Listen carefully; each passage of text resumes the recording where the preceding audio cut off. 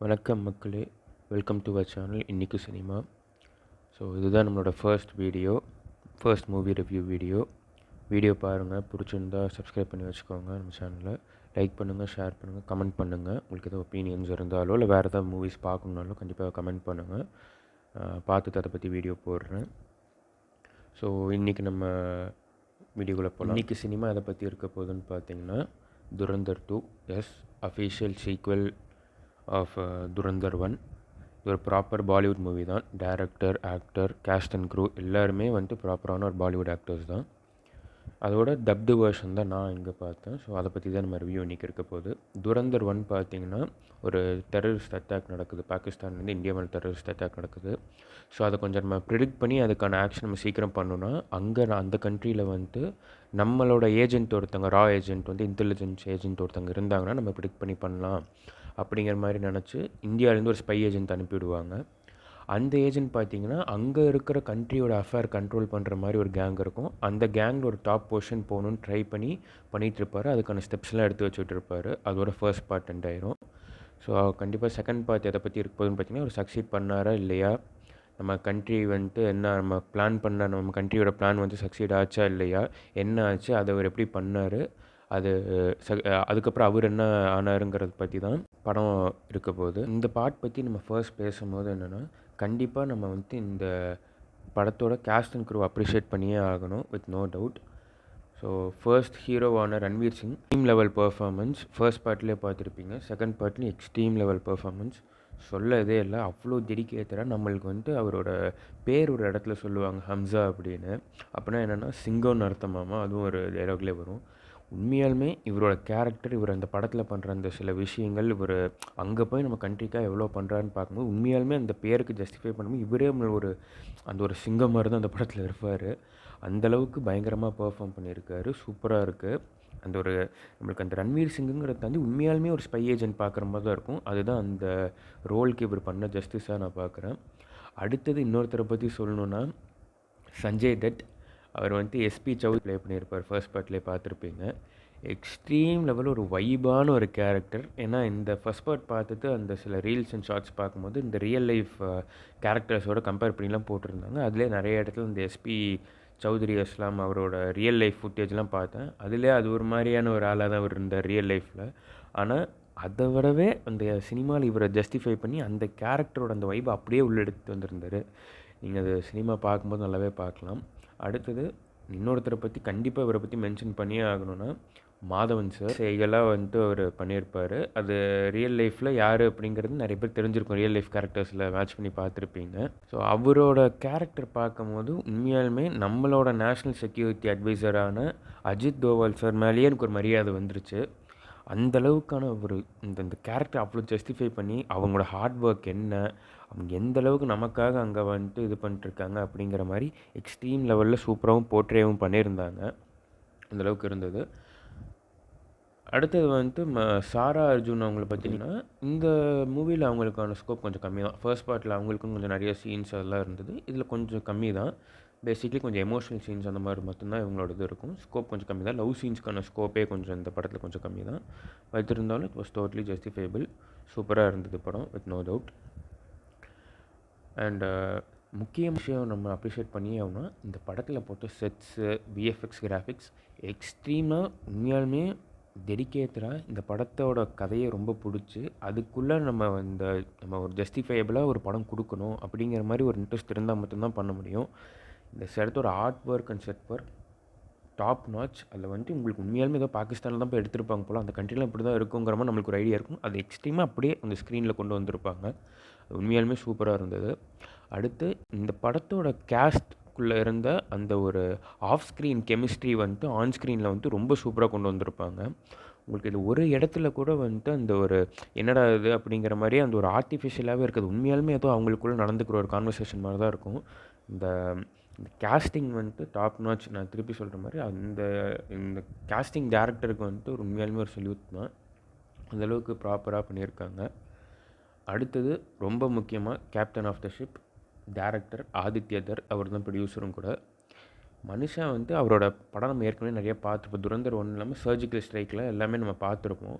Extreme லெவலுங்க. அதாவது இந்த படத்தோட டோட்டல் ஃபுட்டேஜ் துரந்தர் 2ஓட டோட்டல் ஃபுட்டேஜ் பார்த்தீங்கன்னா ஒரு 7.5 to 8 hours கிட்ட வர மாதிரி சொல்லியிருந்தாங்க. ஸோ கண்டிப்பாக ஆப்வியஸாக எடுக்கும்போது இன்னுமே ஜாஸ்தியாக எடுத்திருப்பாங்க. மினிமம் ஒரு 11 to 12 ஹவர்ஸாவது எடுத்திருப்பாங்க இந்த எடிட் டேபிள் போகிறதுக்கு முன்னாடி. அவ்வளோ ஃபுட்டேஜஸ் இருந்திருக்கும். ஆனால் இந்த படத்தை ஷூட் பண்ணுறதுக்கு மொத்தமாக எடுத்துக்கிட்டு எவ்வளோ டைம்னு பார்த்தீங்கன்னா 16 months தானாமா. ஸோ 16 monthஸில் கிட்டத்தட்ட 12-13 hours ஒரு ஃபுட்டேஜ் இருக்குன்னா ஒரு மாதத்துக்கு கிட்டத்தட்ட ஒரு 1 hourக்கான ஒரு ஃபுட்டேஜ் எடுத்திருக்காங்க. 1 hourக்கான ஃபுட்டேஜ் ஒரு மந்த்தில் எடுக்கிறது பெரிய விஷயமான்னு கேட்டிங்கன்னா ஆமாம். அவ்வளோ பிளான் பண்ணி அவர் டெடிகேட்டடாக முன்னாடியே அவர் ரைட்டிங்கில் அந்தளவுக்கு இருந்திருக்கு. அதனால தான் இவ்வளோ கரெக்டாக பிளான் பண்ணி எடுத்து பண்ணியிருக்காங்க.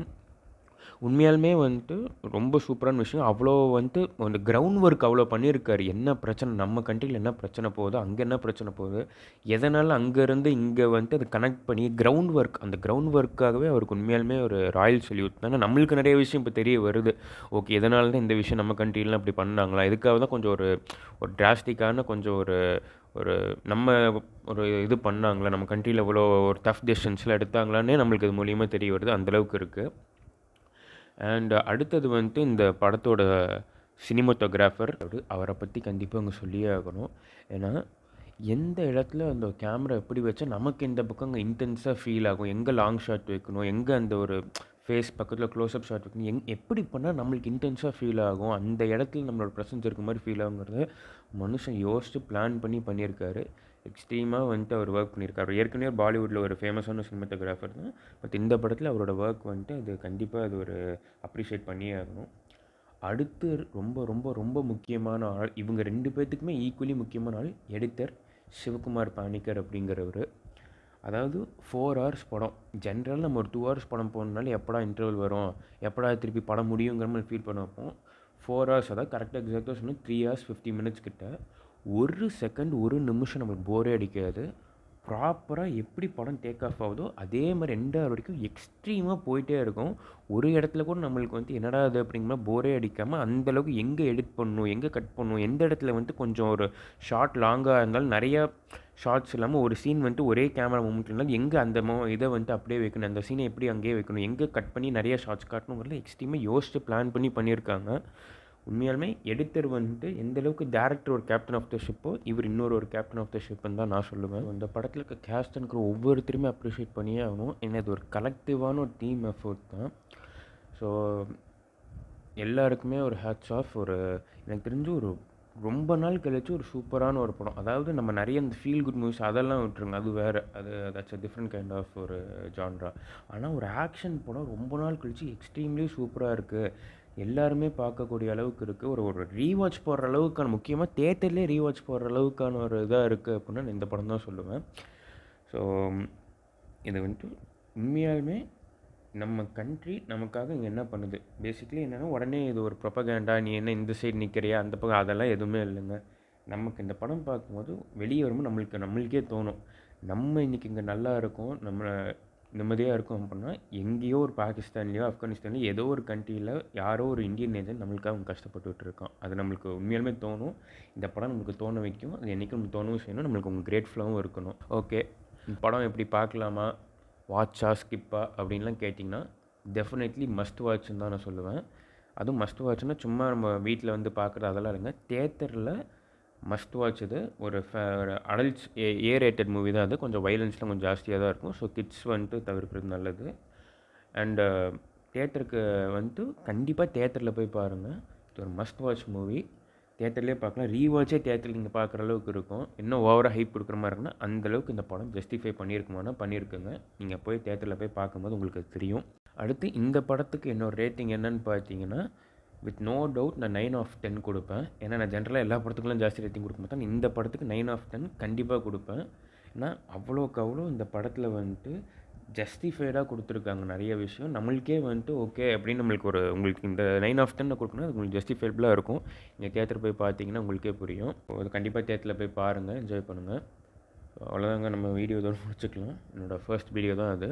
என்னோடய ஒப்பீனியன்ஸ் பிடிச்சிருக்கான்னு பாருங்கள். இது வந்துட்டு ஒரு நார்மலாக ஒரு கான்வர்சேஷன் மாதிரி தான் இருக்கும். ரொம்ப எக்ஸ்ட்ரீம் லெவலில் ப்ரொஃபஷனல் இது மாதிரிலாம் பண்ணல. எனக்கு சினிமா ரொம்ப பிடிக்கும், அதை பற்றி தான் நம்ம பேச போகிறோம் சேனலில். இதுதான் என் ஃபர்ஸ்ட் வீடியோ. பாருங்கள், வீடியோ பாருங்கள், சப்ஸ்கிரைப் பண்ணி வச்சுக்கோங்க. பிடிச்சிருந்தா லைக் ஷேர் பண்ணுங்கள். உங்களோட கமெண்ட்ஸ் எதுவாக இருந்தாலும், உங்கள் ஒப்பீனியன் எதுவாக இருந்தாலும் கமெண்ட் பண்ணுங்கள். உங்களோட வியூஸ் இல்லை, நீங்கள் வந்துட்டு இந்த மாதிரி இந்த படம் உனக்கு நீ சூப்பராக இருக்குங்கிற இல்லை இவ்வளோ ப்ரொபகேண்டா இருக்குனாலும் அதையும் கமெண்ட் பண்ணுங்கள். நம்ம ஒரு ஹெல்த்தியான ஒரு கான்வர்சேஷன் பில்ட் பண்ணலாம். ஸோ கமெண்ட் பண்ணுங்கள், லைக் பண்ணுங்கள், ஷேர் பண்ணுங்கள், சப்ஸ்கிரைப் பண்ணி வச்சுக்கோங்க. அடுத்து உங்களுக்கு வேறு சஜஷன்ஸ் இருந்தாலும் இந்த படம் பார்க்கணும், அந்த படம் ஏற்கனவே பழைய படமாக இருந்தாலும் அதை பற்றி பார்க்கணும் அப்படின்னா பார்க்க சொன்னீங்கன்னா நான் பார்த்துட்டு அதை பற்றி என் ஒப்பீனியன் என்னவோ நான் சொல்லுவேன். ஸோ தேங்க்யூ மக்களே. இன்னொரு வீடியோவில் நம்ம பார்ப்போம். Stay tuned. பாய்.